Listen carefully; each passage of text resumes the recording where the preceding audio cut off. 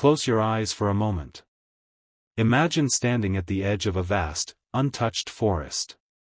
The air hums with possibility.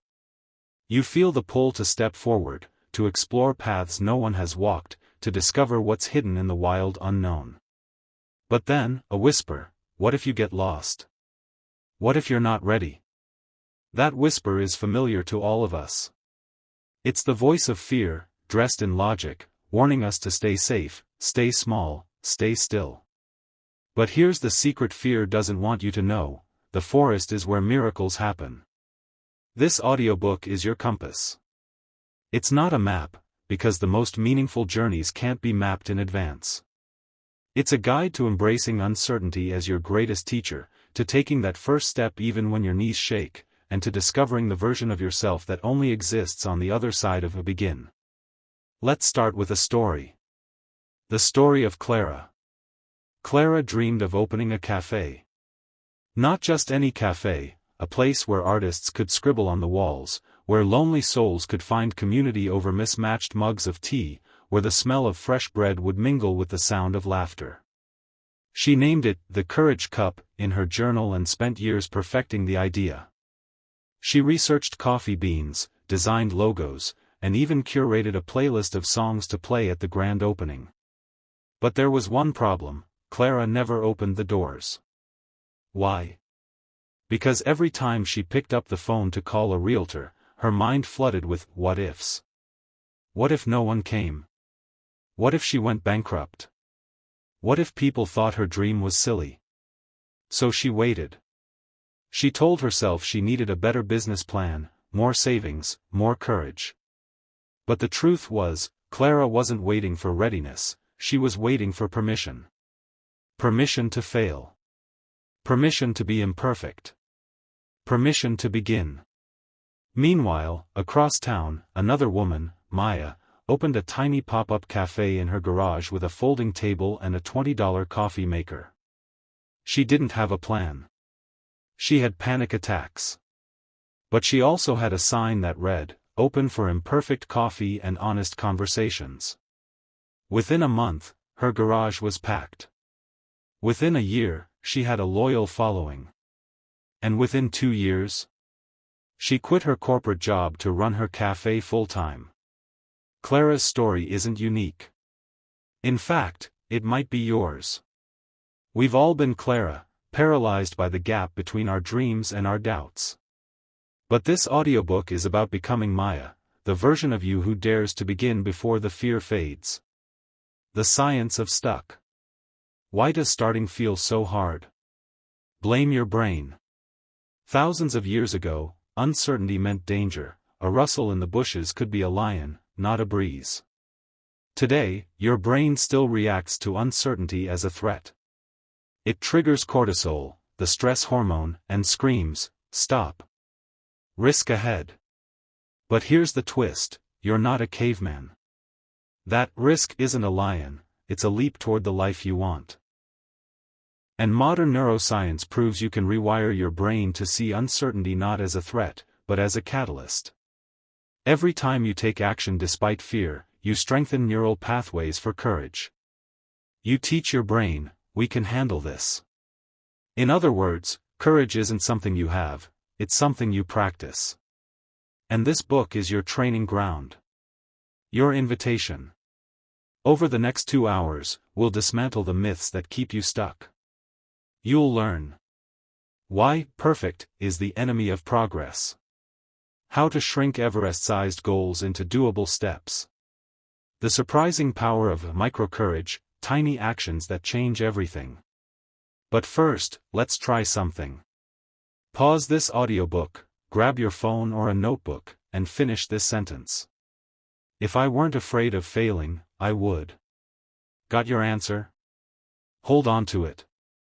By the end of this journey, you'll not only have a plan to start, you'll have proof that you're capable of more than you know. Transition to Chapter 1. In the next chapter, we'll tackle the biggest dream killer of all, perfectionism. You'll meet a best-selling author who wrote her first draft on napkins, a scientist who celebrated 99 failures, and a painter who learned to love messy brushstrokes. Most importantly, you'll discover how to start before you're ready, because ready is a myth. But first, take a deep breath. Turn up the volume. And let's begin. Chapter 1, The Paralysis of Perfection. Imagine a sculptor standing in front of a block of marble. They have a chisel in hand, but they don't move. Days pass. Weeks. Years. Why? Because they're waiting for a perfect vision of what to carve, a flawless masterpiece, untouched by mistakes. Meanwhile, the marble gathers dust. This is the curse of perfectionism. It disguises itself as a virtue, whispering, "Don't start until you're certain." But certainty is a cage. In this chapter, we'll break its lock. The myth of the perfect moment. In 1994, a single mother named Joanne rode a delayed train from Manchester to London. As rain streaked the windows, an idea flickered in her mind, a boy with a lightning-shaped scar. She had no laptop, no fancy notebook, just a pen and a stack of napkins.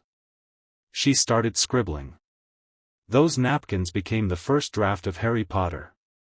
But here's what most people forget: Joanne, better known as J.K. Rowling, was broke, depressed, and convinced her story would never sell. She wrote anyway. Perfectionism would have told her, wait until you have a proper office. Wait until you feel like a real writer. But she didn't wait. She began. The truth? Perfectionism isn't high standards, it's fear in disguise. Fear of judgment. Fear of falling short. Fear of proving, to yourself or others, that you're not enough. But here's the secret: every masterpiece starts as a mess. Every overnight success began in the dark. The science of stalling. Why do we stall? Psychologists call this the perfectionism procrastination loop. When your brain believes a task must be done flawlessly, it triggers anxiety. To escape that anxiety, you procrastinate. And procrastination fuels shame, which makes starting even harder. It's a vicious cycle. But there's a fix: embrace good enough. A study at the University of Bath found that people who aim for good enough instead of perfect are not only happier, they're more productive. Why? Because action builds momentum. Momentum builds confidence. And confidence? That's where magic happens. Think of Thomas Edison. He didn't invent the light bulb on his first try. He found 1,000 ways not to make one. When a reporter asked, "How does it feel to fail 1,000 times?" Edison replied, "I didn't fail. I discovered 1,000 steps that get me closer to the answer." Exercise, the 60-second start. Let's interrupt perfectionism with action. Here's a simple exercise.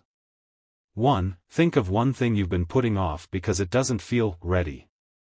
Maybe it's a business idea, a hard conversation, or a creative project. 2. Set a timer for 60 seconds.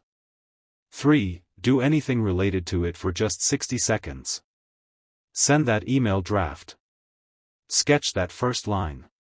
Bookmark a website. Why? Because perfectionism thrives in abstraction. Action forces it into the light. You're not committing to a masterpiece, you're committing to 60 seconds of courage. Ready? Pause this audiobook and try it now. Welcome back. How did it feel?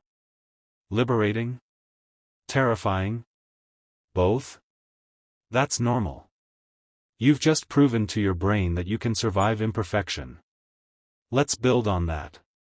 The beauty of bad first drafts. Author Anne Lamott famously wrote about the power of shitty first drafts. She argued that all good writing begins with terrible, awkward, cringeworthy beginnings. The same applies to life. Your first attempt at anything, a career, a relationship, a painting, won't be perfect. But it will be alive. Take the iPhone. The first prototype? A bulky block of circuits Steve Jobs' team nicknamed the brick. It barely worked. But they shipped it anyway, trusting they'd improve it later. The lesson: don't let perfect rob the world of your good. Or consider Vincent van Gogh. He painted over 900 works in his lifetime, but sold only one.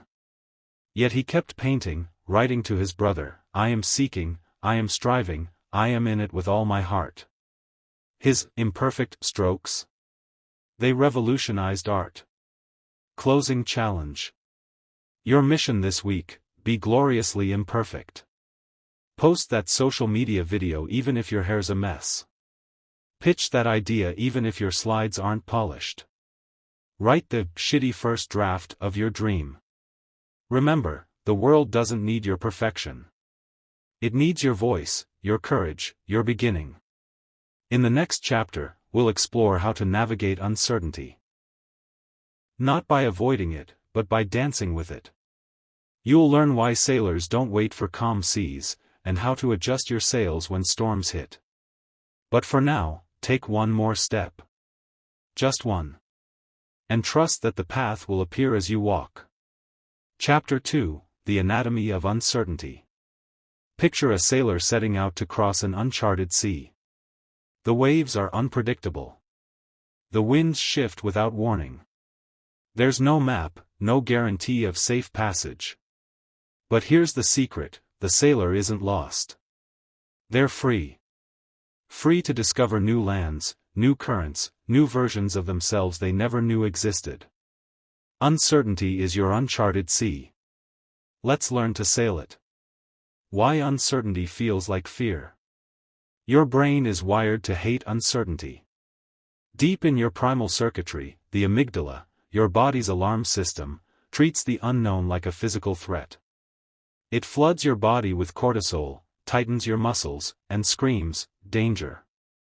Retreat!" But here's the twist: you're not a caveman facing a saber-toothed tiger. That danger is a job change, a creative project, or a difficult conversation. Your amygdala can't tell the difference. It just knows, this feels risky. The good news? You have a secret weapon, your prefrontal cortex. This is the part of your brain that plans, imagines, and problem solves. When you consciously engage it, you can override the panic and ask, what's the opportunity here? The two faces of uncertainty. Uncertainty has two sides. 1. The monster, the version your amygdala fears: chaos, failure, humiliation. 2. The muse, the version your prefrontal cortex can unlock: creativity, discovery, reinvention. Take Reid Hoffman, co-founder of LinkedIn. In 2002, he left a stable job at PayPal to build a professional networking site, a concept people mocked. No one knew if it would work. But Hoffman leaned into the uncertainty, saying, "If you're not embarrassed by your first product, you've launched too late." LinkedIn's first version was clunky. Critics called it a glorified resume dump. But Hoffman kept iterating, trusting the process. Today, LinkedIn has over 1 billion users. The lesson? Uncertainty isn't the enemy, stagnation is. Exercise: the Fear versus Fact Journal. Let's quiet the amygdala and awaken the muse. Grab a notebook and answer these two questions. 1. Fear: what's the worst-case scenario my brain is fixated on? Example: I'll start my business and everyone will laugh at me. 2. Fact: what's one small step I can take to reduce this risk? Example: share my idea with 3 trusted friends for feedback. By naming your fear and pairing it with action, you shrink the monster and empower the muse. Try it now. Pause this audiobook for 2 minutes and write. Welcome back. However small, that action step is your compass. Use it. The gift of negative capability. In 1817, the poet John Keats coined a term, negative capability, the art of embracing uncertainties, mysteries, doubts, without any irritable reaching after fact or reason. Keats believed greatness lies in sitting with the unknown, letting it spark curiosity instead of fear. Think of Marie Curie, who explored radioactivity long before its risks were understood.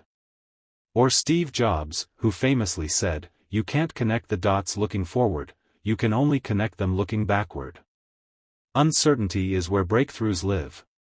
It's the blank space where your future self whispers, "Trust me." This is where the magic happens.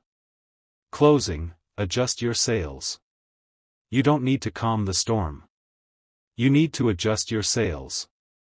This week, practice negative capability. When uncertainty strikes, pause and ask, what if this not knowing is a gift? What curiosity can I bring here? In the next chapter, we'll tackle the first step mindset, how to move from paralysis to progress, one tiny action at a time. You'll meet a woman who ran a marathon starting with 5-minute walks, and a programmer who coded a best-selling app in 10-minute bursts. But for now, take a deep breath. The sea is vast. The wind is yours. Sail on. Chapter 3, The First Step Mindset. In 2018, a woman named Sarah decided to run a marathon. There was just one problem: she couldn't jog for 5 minutes without gasping for air. Her doctor warned her about old knee injuries. Her friend said, "Start with a 5K." But Sarah had a different plan. She laced up her sneakers and told herself, "Today, I'll walk for 5 minutes." That's it. 5 minutes became 10. 10 became a mile. A mile became 26.2. 2 years later, Sarah crossed the finish line of the Chicago Marathon, not because she was ready, but because she started before she felt ready. This chapter is your 5-minute walk. Let's begin. Why small steps beat grand plans. We've all done it: set a towering goal, like write a novel or launch a business, only to freeze under its weight. Why? Because big goals activate what psychologists call the overwhelm reflex. Your brain sees Everest and whispers, "This is impossible. Abort mission." But here's the truth: progress isn't about scale, it's about consistency. A 2021 study in Nature Human Behavior found that people who broke goals into tiny, daily actions were 3x more likely to achieve them than those who focused on the end result. Why? Because small wins release dopamine, the brain's motivation molecule, which fuels your drive to keep going. Think of it like this: you don't climb a mountain in one leap. You climb it one step at a time. And sometimes, the bravest step is the smallest one. The Science of the 2-Minute Rule. Author James Clear, in his book Atomic Habits, introduces the 2-minute rule: if a habit takes less than 2 minutes to start, do it immediately. Why? Because the hardest part of any task is starting. Once you begin, momentum takes over. For example, want to write a book? Commit to writing 1 sentence. Want to exercise? Put on your workout clothes. Want to meditate? Sit down and take 1 deep breath. These micro-actions bypass resistance. They trick your brain into thinking, "This is easy." And once you're in motion, you'll often find yourself thinking, "Well, I might as well keep going." Sarah, our marathon runner, used this rule. Her first workout was literally tying her shoes and stepping outside. But that tiny act shifted her identity: "I'm someone who shows up." Exercise, the domino effect. Let's turn theory into action. Grab a pen and paper, or open your phone's notes app, and follow these steps. 1. Identify your Everest. Write down one big goal that feels overwhelming. Example: start a podcast, learn Spanish, quit my toxic job. 2. Shrink it, break it into the smallest possible first step. Example: record a 30-second intro on my phone, learn 1 Spanish word, update my LinkedIn profile. 3. Schedule it, assign this step to a specific time today. Example: at 7 p.m., I'll record my intro while cooking dinner. Now, promise yourself this: no matter how small the step feels, you'll do it. Not tomorrow. Today. Because momentum compounds. 1 domino can topple 1,000. Done? Congratulations. You've just outsmarted your overwhelm reflex. The story of the 10-minute app. In 2016, a college dropout named Luis Vaughn faced a problem. His startup was running out of cash. He needed a new idea, fast. One morning, he sat down with a timer and said, "I'll brainstorm for 10 minutes. If nothing comes, I'll quit." 9 minutes in, he scribbled, "What if we gamified language learning?" That 10-minute session birthed Duolingo, now a $4 billion company with 500 million users. Luis later said, "I didn't have a grand vision. I just started." The lesson? You don't need a masterpiece, you need a matchstick. One spark can ignite a bonfire. Closing, your turn. Your life is a series of small moments. The moment you choose courage over comfort. The moment you trade someday for today. The moment you decide that imperfect action beats perfect paralysis. This week, practice the 2-minute rule. Write 1 sentence. Do 1 push-up. Send 1 email. Trust that the rest will follow. In the next chapter, we'll explore building momentum, how to keep going when motivation fades, and why discipline is just love for your future self. But for now, remember Sarah's 5-minute walk. Remember Luis's 10-minute timer. And ask yourself, what's your version of 2 minutes? Begin. Chapter 4, Building Momentum. In 2003, a young writer named Cheryl Strayed made a promise to herself, "I'll write 1 page a day." Just 1. She was a single mom working 2 jobs, grieving her mother's death, and battling self-doubt. Some days, her 1 page was scribbled on napkins during lunch breaks. Other days, it was typed tearfully at 2 a.m. But she kept showing up.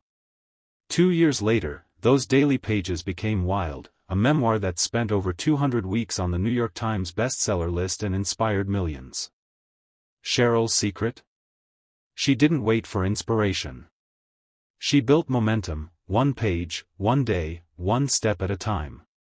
This chapter is about becoming unstoppable. Let's begin. The myth of motivation.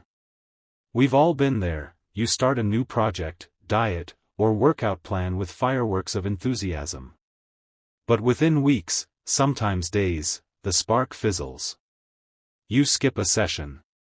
Then another. Soon, guilt sets in, and the goal gathers dust. Here's the truth nobody tells you: motivation is a fair-weather friend.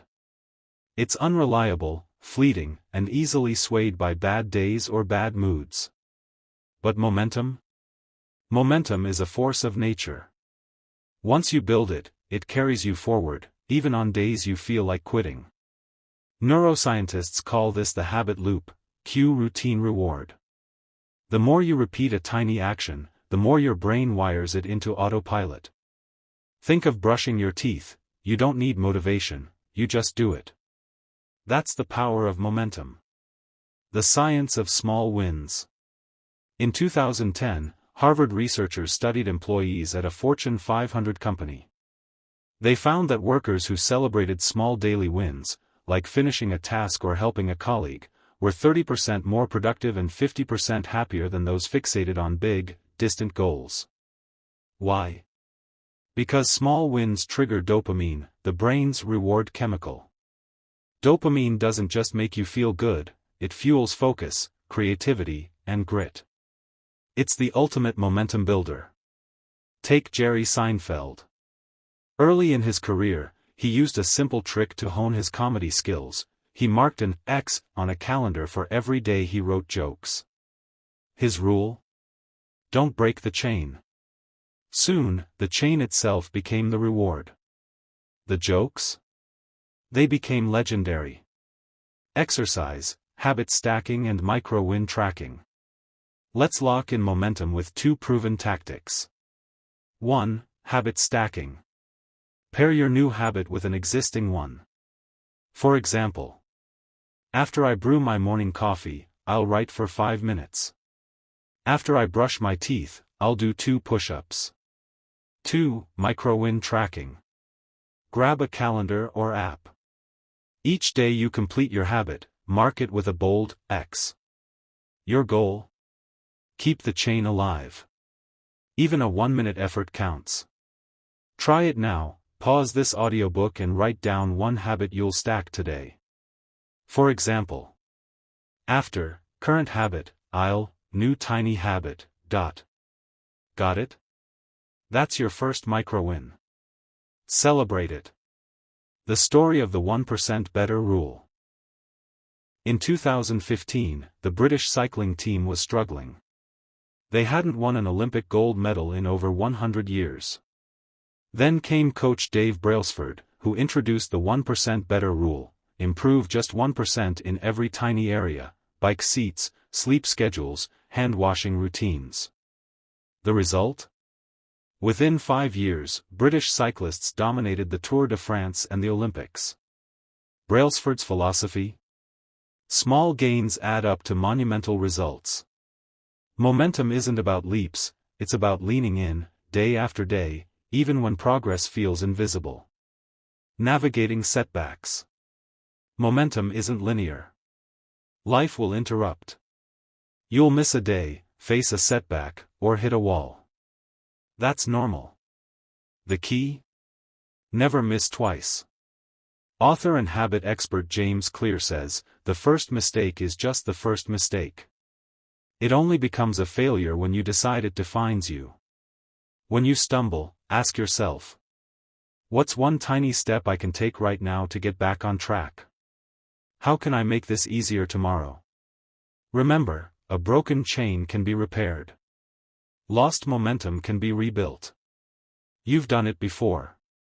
You'll do it again. Closing, the compound effect. Imagine planting a bamboo seed. For years, you water it, but nothing happens. Then, in the 5th year, it grows 80 feet in 60 days. Momentum works the same way. Progress hides until one day, boom, it bursts into view. This week, focus on the process, not the outcome. Trust that every tiny effort is a seed. Keep watering it. In the next chapter, we'll explore the ripple effect of courage, how your boldness inspires others, creating waves of change you may never see. You'll meet a teacher whose small act of vulnerability transformed her students' lives, and a CEO who credits his success to a single email he almost didn't send. But for now, take Cheryl's advice: write one page. Take Jerry's advice: don't break the chain.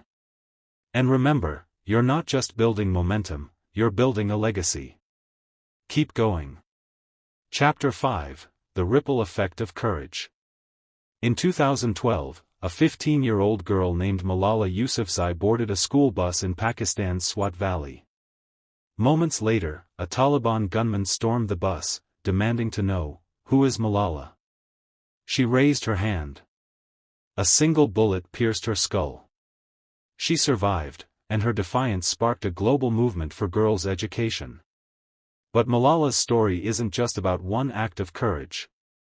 It's about the millions of ripples it created. Girls in Kenya who chanted her name while sneaking into classrooms. Fathers in India who fought to enroll their daughters in school. A world that finally listened. This chapter is a reminder: your courage is never just about you. Let's dive in. The science of social mirroring. In 2018, Stanford researchers discovered something fascinating. When we witness someone act courageously, our brains release oxytocin, the bonding hormone, which fuels empathy and mimicry. In other words, bravery is contagious. Think of Rosa Parks refusing to give up her bus seat in 1955. Her quiet "no" didn't just change laws, it gave thousands of others permission to say no to injustice. Psychologists call this social mirroring. We subconsciously imitate the behaviors we see, especially those that challenge norms. Your actions, however small, send signals to everyone around you. A colleague who sees you ask for a raise might finally demand fair pay. A friend who hears you admit a mistake might embrace vulnerability. You are a mirror. What will you reflect? Exercise, the Ripple Journal. Let's make your influence visible. Grab a notebook and answer these questions. 1. Who in your life needs to see your courage? Example, your children, co-workers, or younger self. 2. What's one brave action you can take this week to inspire them? Example, share a personal failure openly, pitch an unconventional idea, or set a boundary. Pause this audiobook and write your answers now. Don't overthink, trust your gut. Welcome back. Whatever you wrote, that's your ripple. Now, let's cast it. The teacher who changed a town.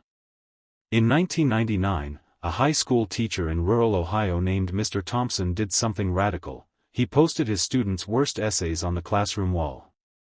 Not to shame them, to show his own edits. Red ink everywhere.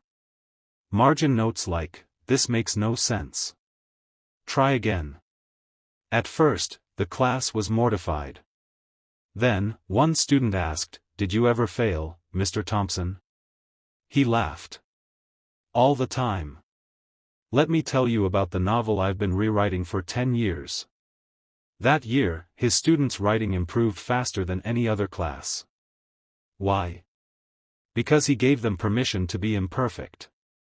Decades later, those students became authors, journalists, and a Pulitzer Prize winner who said, "Mr. Thompson didn't teach writing. He taught courage." Ripples. The invisible legacy. You may never know how your courage changes others. In 2007, a man named Dan almost didn't send an email to a struggling startup offering help. He felt silly, who am I to advise them? But he hit send. That startup was Airbnb. Dan's advice helped them pivot, and today, his name is etched in their founding story. But for years, he had no idea. Author Brené Brown writes, "Courage is a habit. A ripple. A legacy. You don't need to see the waves to know they're there." Closing challenge. This week, do one thing that scares you, not for your sake, but for someone else's. Speak up in a meeting so the quietest person feels safe to join. Share your story so others feel less alone. Apologize first so grudges lose their power. In the next chapter, From Ashes to Alive, we'll explore rebirth, how to rise after life knocks you down, using failure as fuel. You'll meet a woman who rebuilt her career after bankruptcy and a veteran who turned PTSD into purpose. But for now, remember, the world needs your ripples. However small. However quiet. However unseen. Throw your stone. The ocean will do the rest. Chapter 6, From Ashes to Alive. In 2010, a wildfire ravaged the hills of Colorado. For months, the land lay charred and silent. But then, something miraculous happened. Tiny green shoots pushed through the ash. Ecologists call this ecological rebirth, a reminder that destruction often plants the seeds of new life. The same is true for us. In this chapter, you'll meet two people who rose from their own ashes, not despite their pain, but because of it. Let their stories be your proof, no ending is final. Story 1, The Phoenix Entrepreneur. In 2008, Derek lost everything. His real estate empire crumbled in the housing crash. He filed for bankruptcy, sold his car, and moved into his sister's basement. Depression swallowed him, until one day, he noticed a flyer for a free community gardening workshop. He went, half out of curiosity, half desperation. Digging his hands into the soil, he felt alive for the first time in years. That workshop sparked an idea: what if he taught financial literacy through urban farming? He started small, a YouTube channel, then pop-up classes in parks. Today, his nonprofit Harvesting Hope has helped 10,000+ people grow food and financial freedom. Derek's secret? My rock bottom became my foundation. Story 2, The Unbreakable Teacher. At 32, Maria was diagnosed with stage 4 breast cancer. Doctors gave her 6 months. She endured brutal chemo, lost her hair, and resigned from her teaching job. But during treatment, she noticed something: the children's cancer ward had no books that reflected their struggle. So she wrote one. Scrawling between 4 drips, she penned The Brave Little Bald Girl, a story about a superhero who loses her hair but gains magic powers. She self-published it days before her final scan. Miraculously, her cancer went into remission. Today, her book is in every pediatric oncology ward in Spain, and she teaches writing to kids battling illness. Maria's mantra: sometimes you have to fall apart to come back whole. Exercise: the Phoenix Journal. Grab a notebook and answer. 1. What ash are you holding on to? A failure, loss, or regret that still haunts you. 2. What seed could grow from it? Example: losing a job mentoring others, a breakup rediscovering self-love. Pause this audiobook and write. Don't edit, let your raw truth flow. Done? Now, circle one seed you'll water this month. That's your phoenix. Closing: the alchemy of adversity. The Japanese practice kintsugi repairs broken pottery with gold, honoring its cracks as part of its history. You are that pottery. Your scars are not flaws, they're proof of your capacity to heal, to transform, to rise. In the conclusion, we'll revisit your "if I weren't afraid" statement from the introduction. You'll craft a plan to begin, and keep beginning, no matter what life throws your way. But for now, remember Maria's words. Remember Derek's garden. And ask yourself, what gold will you forge from your cracks? Conclusion: the courage to keep beginning. Let's return to Clara, the woman from our introduction who dreamed of opening a cafe but stayed stuck for years. Here's what I didn't tell you: 2 months after recording this audiobook, Clara emailed me. Attached was a photo of a tiny pop-up coffee cart with a hand-painted sign, "The Courage Cup, open for imperfect lattes." She wrote, "I'm not ready. The cart is borrowed, the menu is scribbled on cardboard, and I'm terrified. But I began." Clara's story is yours. Mine. Everyone's. Because courage isn't a grand finale, it's a daily practice of beginning. Let's close this journey where it started, with you. Recap: the threads of courage. Over these chapters, you've learned. 1. Perfection is paralysis, start messy. 2. Uncertainty is fuel, dance with the unknown. 3. Momentum is born in minutes, small steps, grand plans. 4. Courage is contagious, your ripples change the world. 5. Ashes birth new life, fall apart, rise stronger. But knowledge without action is just noise. So let's turn insight into movement. The parable of the trailblazer. Long ago, a village was surrounded by a dense, uncharted forest. For generations, no one dared enter. Fear of beasts, darkness, and getting lost kept them trapped. Then one day, a young girl took a single step into the trees. She marked her path with stones, got scratched by thorns, and often cried from loneliness. But she kept walking. Years later, the village found her trail, now a clear, winding path with rest stops, bridges, and wildflowers she'd planted. The girl was long gone, but her path became a highway for thousands. The villagers marveled: how did she know where to go? She didn't. She just began. You are the trailblazer. The path appears as you walk. Final exercise: the begin pact. Remember the question from the introduction? If I weren't afraid of failing, I would. Let's revisit it. Grab your notebook or phone and write. 1. Your answer, then what you wrote earlier. 2. Your answer, now how has it shifted? 3. One tiny step, what's the smallest action you'll take tomorrow? Example.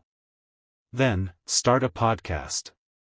Now, record a 1-minute intro, even if my voice shakes. Step, upload it to a private SoundCloud link at 8 a.m. Pause this audiobook and write. Now. Done? That's your pact. The rest is trust. Closing lines and call to action. The world is full of people waiting for permission, to speak, to create, to love, to change. Let this audiobook be your permission slip. Not to be perfect. Not to be fearless. Just to begin.